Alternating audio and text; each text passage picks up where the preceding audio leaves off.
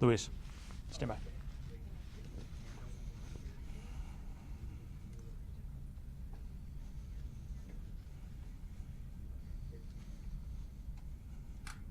Okay.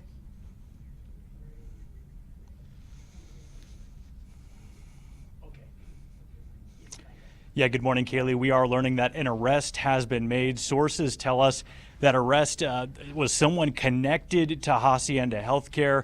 We know police collected DNA samples from male employees there just a few weeks back. They say that helped lead to today's development here. We just got wind of this maybe around an hour ago, but again, this is something that we have been following for weeks, ever since December 29th, when that woman gave birth to a baby boy at the facility.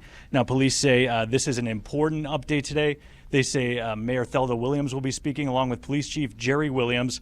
That's set to take place right around 8:10, 8:15. We are awaiting their arrival here, just a little bit delayed, but we will, of course, check back when that happens. But again, an arrest has been made, and sources tell us that person is connected to Hacienda Healthcare. On Monday, we know 2 doctors responsible for treating that woman no longer involved in with patients there. We're told one was suspended, the other resigned. We do not know yet if either of those doctors are connected to this arrest. That is something we are hoping to learn more in just a few minutes, guys, but certainly some big developments again in just about the last hour here.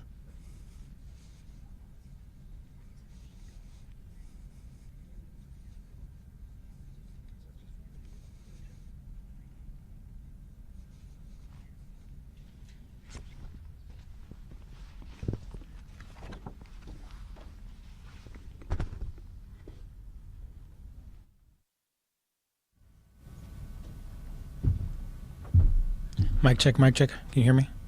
Are we good?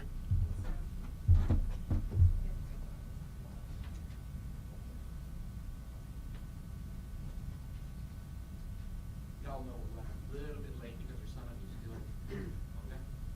Yes, sir. Yes, sir. Thank you. What's that?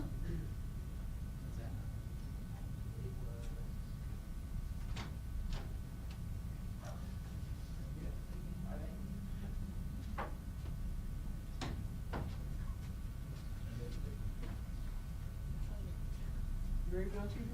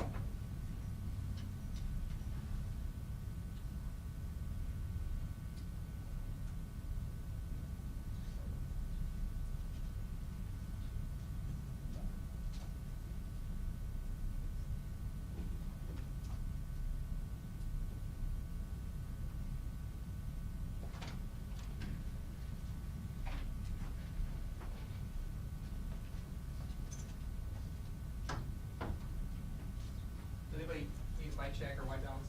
Can we do one more with Mike? Sure. We're checking levels 1, 2, 3, 4, 5, 6, 7, 8, 9, 10. So Sergeant Tommy Thompson is going to open, and then Mayor Williams will speak, and then Chief Jerry Williams will speak. And it's JERIWILLIAMS. Good.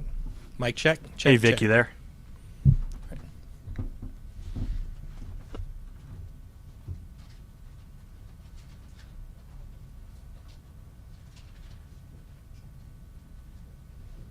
guys, it was back on January 4th that we first broke this story out of the AZ Family newsroom, and this morning it sounds like there's a good chance that we may learn some big details that could bring us a conclusion into what has really been a bizarre story with so many unanswered questions involving how this happened and when this all happened. Of course, one of the biggest mysteries is how do you find out how it all started from the beginning when the victim is not able to communicate what it was she went through. This morning, we are expecting a big news conference from several members who we have not actually heard from since the story broke at the beginning of the year.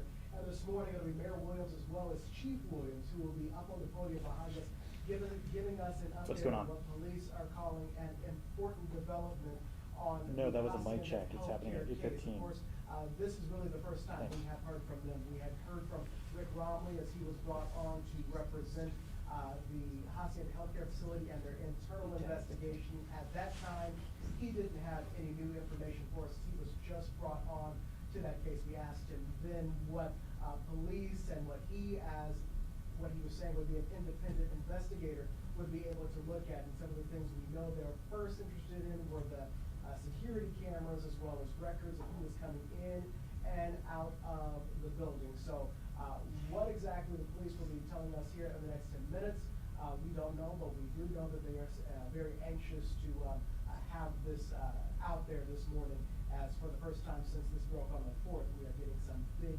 developments and possibly a way to wrap this bizarre story up. We'll be carrying this story right here on Good Morning Arizona and as well as on the AZ Family News app. If you have to leave the house, have the app open. Hey, can I talk to Vic? For this, we'll have more all morning. For now, Caitlin Little, Arizona's Family.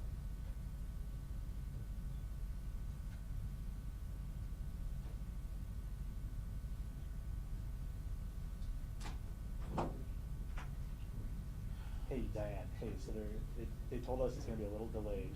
Shoot for like 8:10 to 8:15.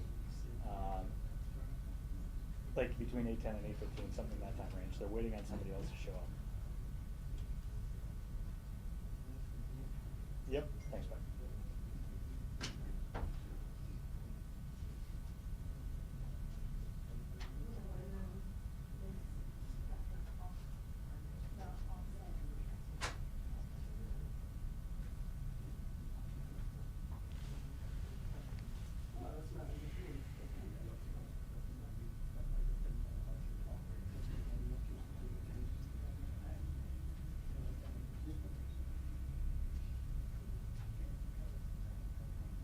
Yeah, that's what I do. Just talk in circles. That's what I do. That is what I like to do.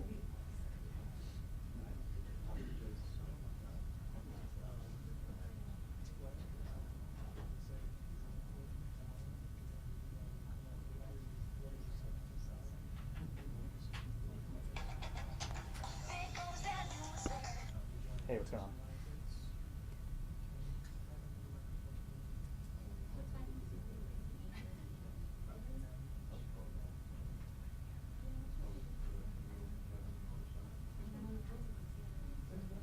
Okay.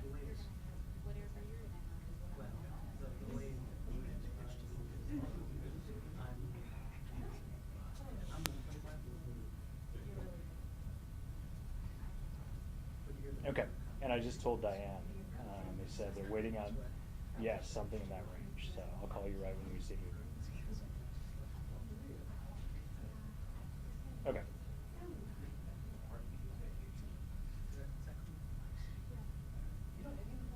Okay. Sounds good, thanks, bud.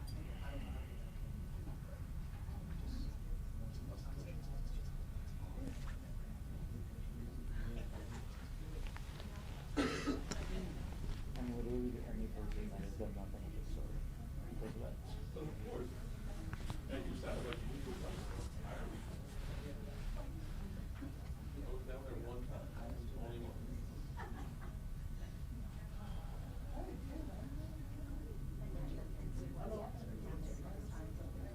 Oh, yeah. For some perspective. Yes.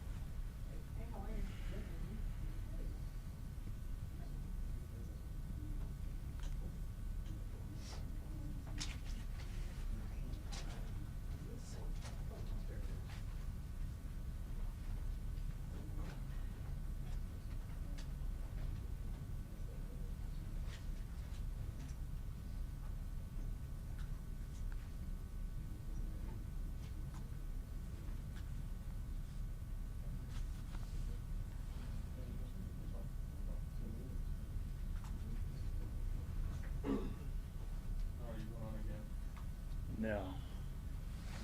Unless it wraps by 8:27.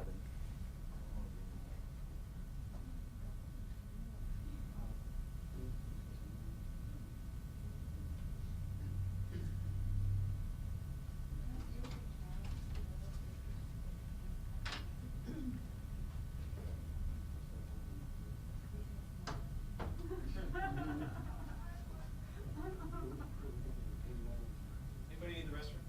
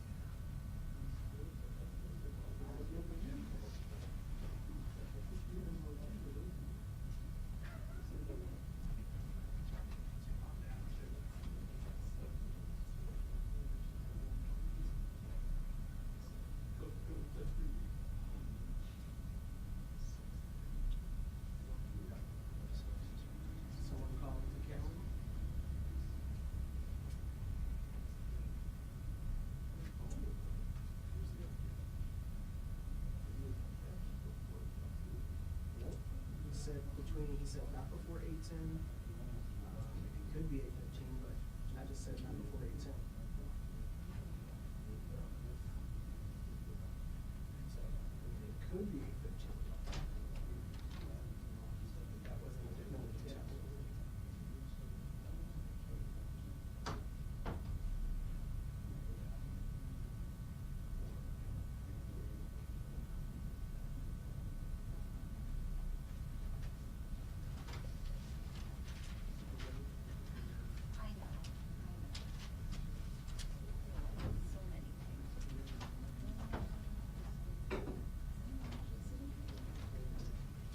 No, this was just the white balance. I'll take this one.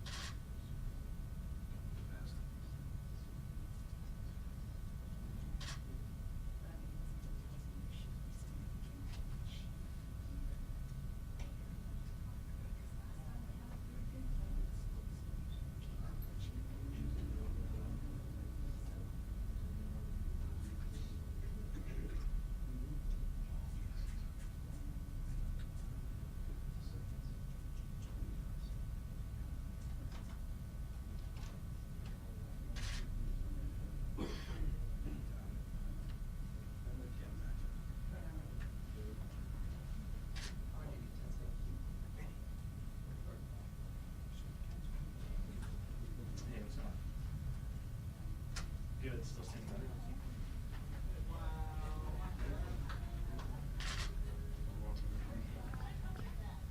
Just wait for my call. 30 seconds. All right, thanks, bye.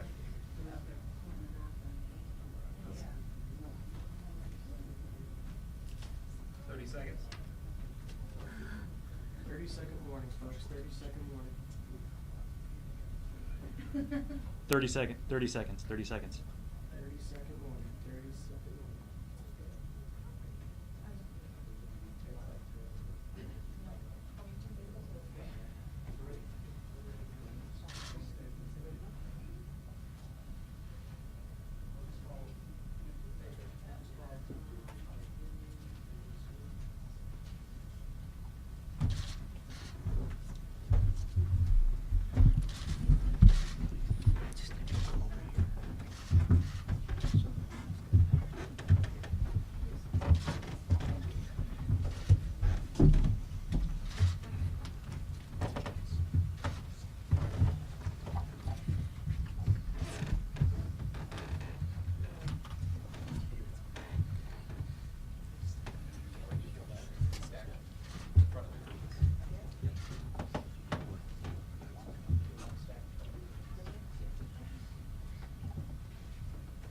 Hey guys, we are standing by right now for the first press conference from the police that has included this many people in it since the story broke back on January 3rd. As you can see right here, numerous members of the police department as well. And Chief Jong-un as well. Sergeant Thomas Thompson is about to speak as we like to spread the news to the air, so to speak. Good morning and thank you for coming. I'm Sergeant Tommy Thompson of the Phoenix Police Department, Public Affairs Bureau. With us today are Phoenix Mayor Thelda Williams, Phoenix City Councilman Michael Nowakowski, Chairman of the Phoenix City Council Public Safety Subcommittee and also District 7, Councilwoman Felicitas Mendoza from District 8, where this incident occurred, Assistant City Manager Milton Dahoney.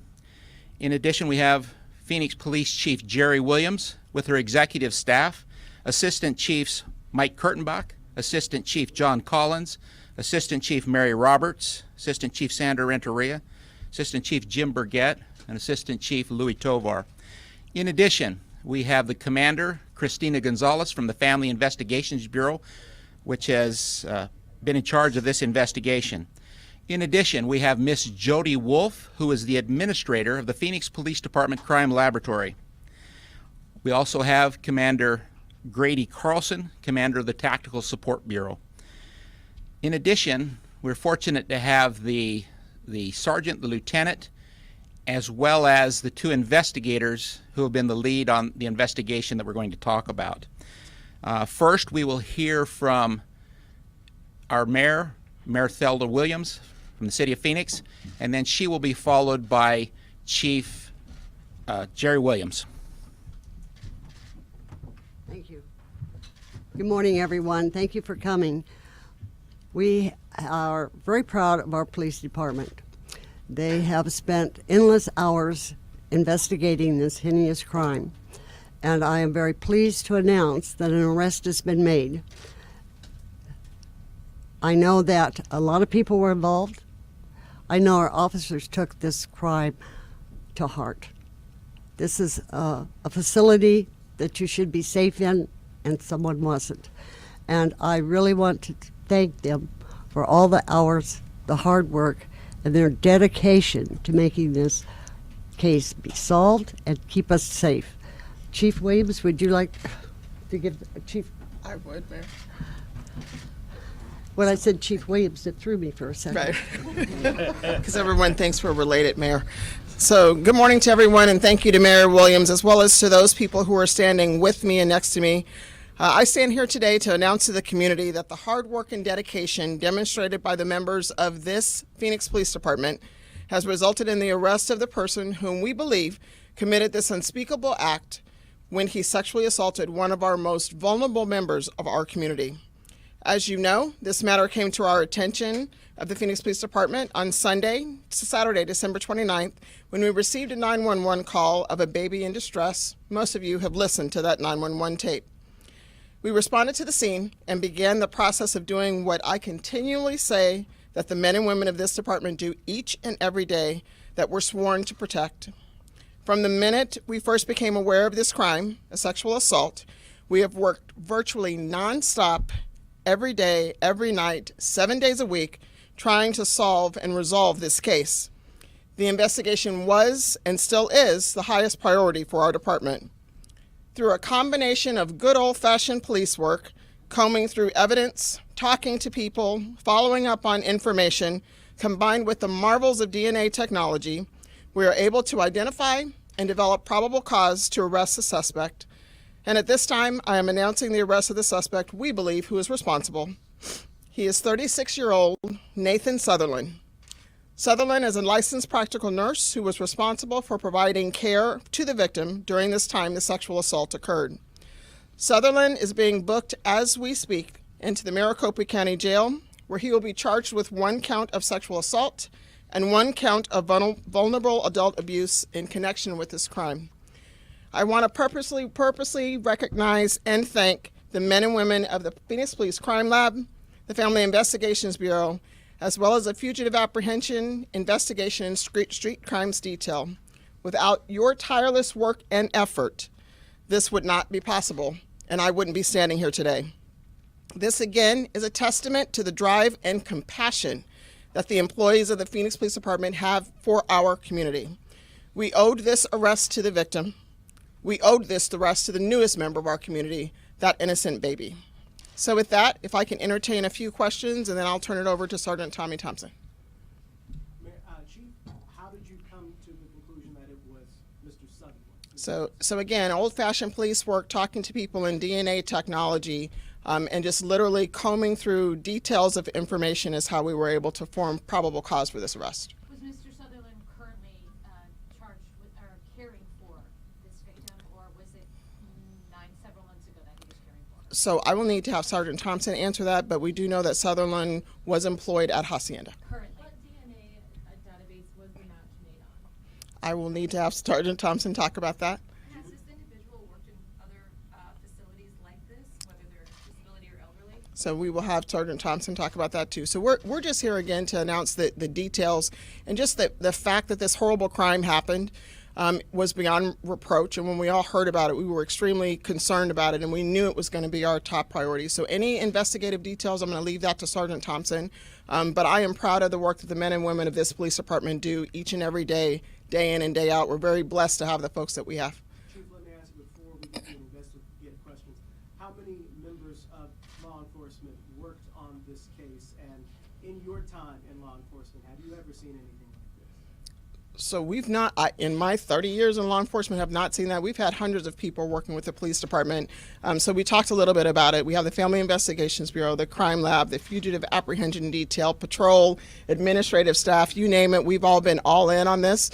And to the credit of for the mayor and city council, we constantly kept them updated on what's going on, and they really left it wide open for us to take care of our job and do what we do best, and that's take care of our community.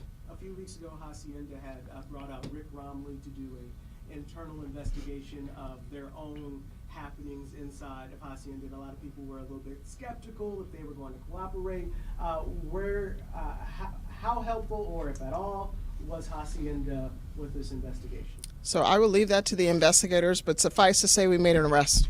So regardless of what may have been talked about in the media, talked about in the public, my folks stayed true to the investigative process and made an arrest.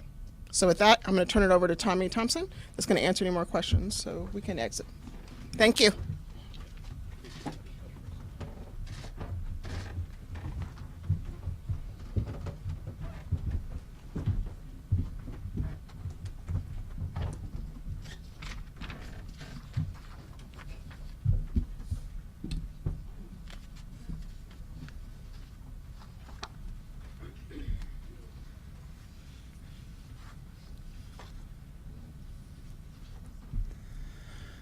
Thank you. As you know, we have a fallen firefighter. The funeral is today at 10 o'clock, so a lot of our people have to be to that.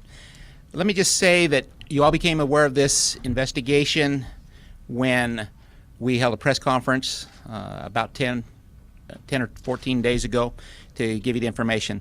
And let me give you an update on where we are, and I'll go back a little bit in time in case some of you aren't familiar with what actually transpired. On December the 29th, 2018, Phoenix police officers responded to a healthcare facility in the area of 1400 East South Mountain Avenue, reference a baby that was in distress. At that point, we found out that the mother was incapacitated, which which was a flag to us. We realized that she was not in a position to give consent, and we began immediately to conduct a sexual assault investigation. Members of the Family Investigations Bureau responded to the scene and started that investigation. I am here to tell you that working with the investigators, they have worked pretty much non-stop since this incident occurred over 3 weeks ago.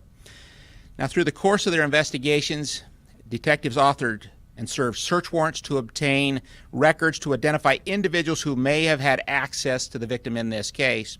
In addition, detectives authored court orders to obtain DNA evidence from numerous individuals. That evidence was sent to the Phoenix Police Department Crime Lab, and those individuals worked tirelessly to compare those DNA samples with DNA obtained from the baby. Now, one of the samples obtained through a court order was from 36-year-old Nathaniel Sutherland. Sutherland was a licensed practical nurse, or an LPN, who was responsible for providing care to the victim during the time this sexual assault occurred. On Tuesday, January 22nd, that was yesterday, the scientists in the Phoenix Police Crime Laboratory determined the sample obtained from Sutherland matched the baby.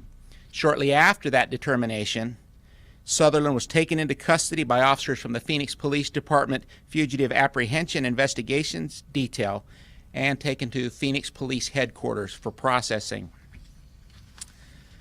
Based upon probable cause that they developed through this investigation, Nathan Sutherland is being booked into the Maricopa County Jail today as we speak, charged with 1 count of sexual assault and 1 count of vulnerable adult abuse.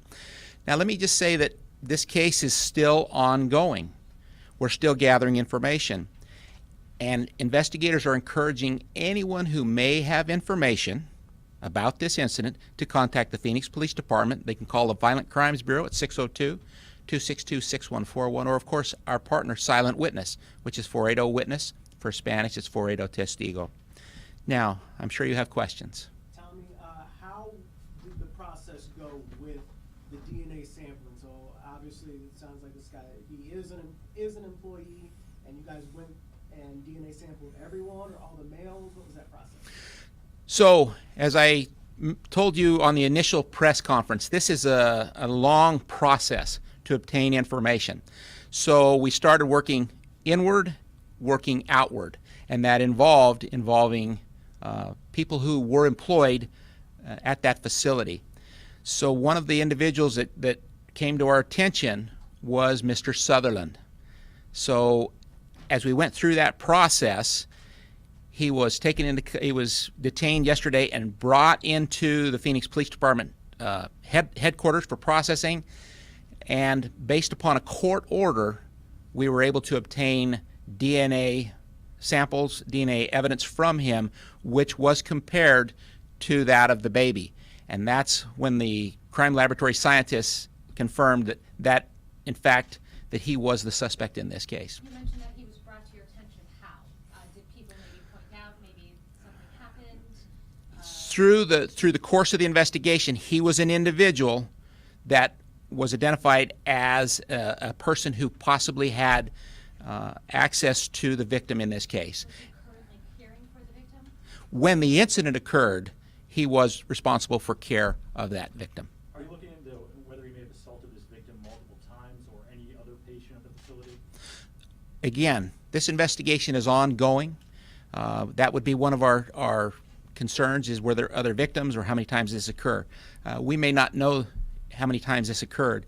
And I will tell you something that as an investigator, as a member of our community, that I look at as important is this was an employee rather than a stranger who made his way into the facility.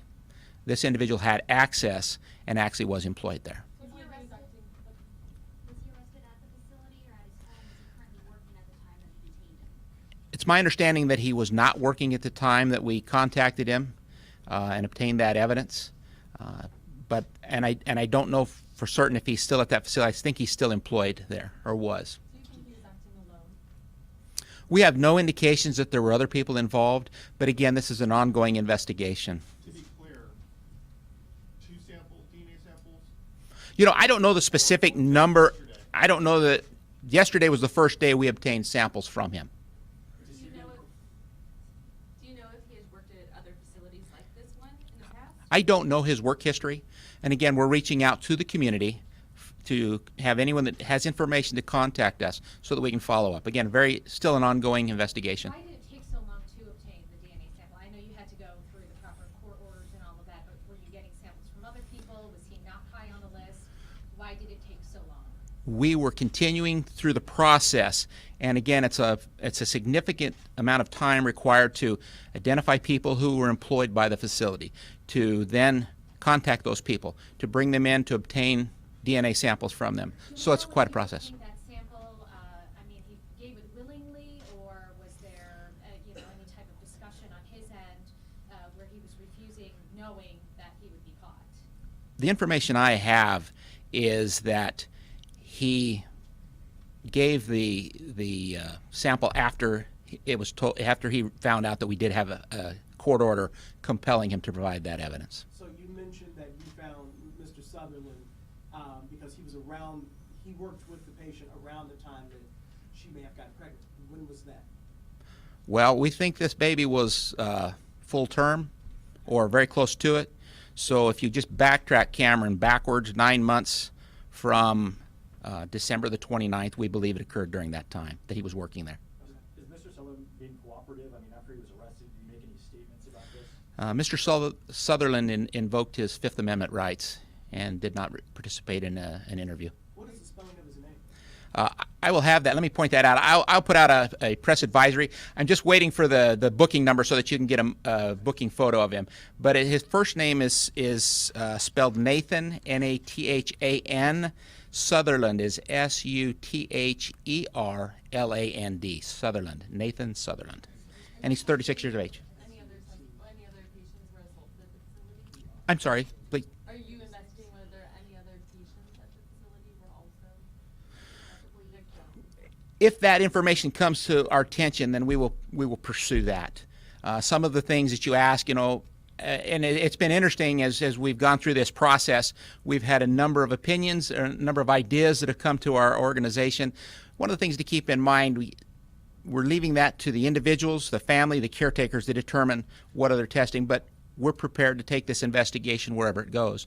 And let me point out that while we handle the criminal investigation, there are other things that the state agencies are dealing with, the regulatory agencies, the ones who oversee care facilities such as this.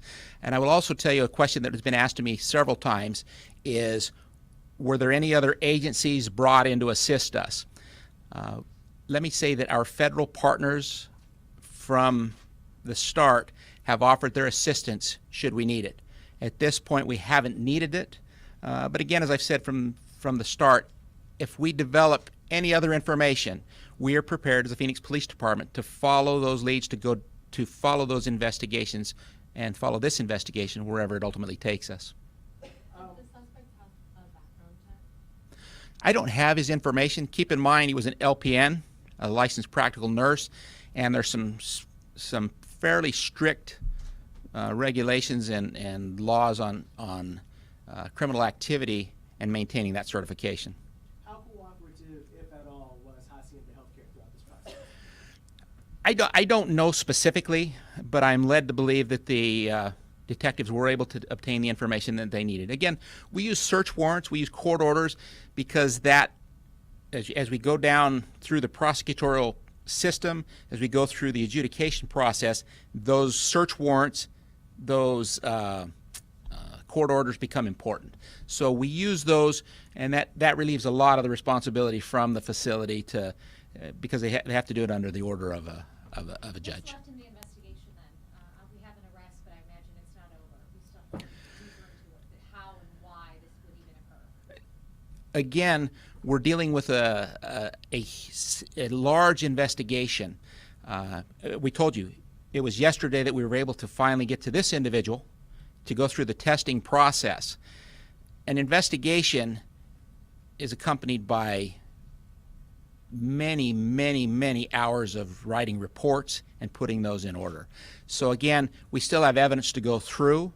we want to make sure that we have a solid case. At this point, again, we've developed probable cause, and that's why Mr. Sutherland was arrested. It seems like throughout this process, the most difficult part, and if that's wrong, let me know. But it seems like the most difficult part is that the victim in all of this, from what we know, wasn't able to communicate at least too much what had happened. But we have learned recently that she is able to make some communications. Has she been able to help the investigation? I don't know to what extent that she's been able to help. That there are challenges in any investigation.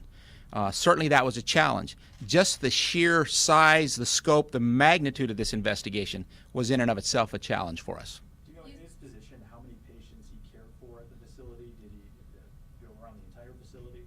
I don't know that. Question was asked. Also, how many different facilities he may or may not have worked at. I don't have that information. Did he have a record? I'm not aware of any record that he has. I will tell you this, that our information is that he was employed and did work at the facility. I don't know who his actual employer was, but I can tell you that he worked at that facility since about 2011. You had said that based on other individuals had brought his name up to your attention. Are those individuals going to be held responsible if they knew that maybe he had was behaving inappropriately with the patient? That's a great question. We're asking people who have any information to come forward. If those are fellow employees, if they're the family members of patients that this individual may or may not have had contact with, if they've got information, we would like to get that information so that we can find out how it pertains to our investigation or if it pertains to our investigation. I don't know if he was contracted, so maybe working hopping facilities, or specifically hired by Hacienda to work solely at Hacienda in their skilled nursing, their IFC, or their FF, whatever, their intermediate care facility. That's correct. To recap what you just said, I don't know who his actual employer is. As many of you are aware, nurses often contract, do different things, and I can't answer that question. I don't have this gentleman's employment history. How was the baby doing? I'm glad you brought that up. The baby, I am told, is doing good. This is a baby that's, I would just say that we can't always choose how we come into this life, but what we can choose to do as a community is love this child, and that's what we have the opportunity to do. And I'm pleased to say that the baby, I am told, is doing quite well. Is the baby still in the hospital? Or in hospital? I'm led to believe that the baby's out of the hospital. I'm not 100% sure on that, but I'm led to believe that. So Do we know any more about Nathan, Mary, kids, where he was taken? I don't have a lot of that information, and we typically wouldn't put that out anyway. Do we know it all, now that we know that the baby, we believe the baby was full term, is it become any clearer in the past 23 days or whatever, how no one knew that this woman was pregnant? I don't know as far as the investigation from our perspective. I think that's a question better asked by the health officials, because I'm certain that's a question they will ask through their internal investigations. And do we have a date of birth for Mr. Sutherland? We don't put out the date of birth, but I can tell you he's 36 years of age.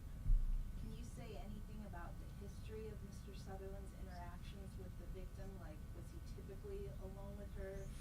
And was he charged with tasks like bathing her or anything like I don't know the specific tasks. I can tell you that he was and is an LPN, a licensed practical nurse, and he was responsible for providing care.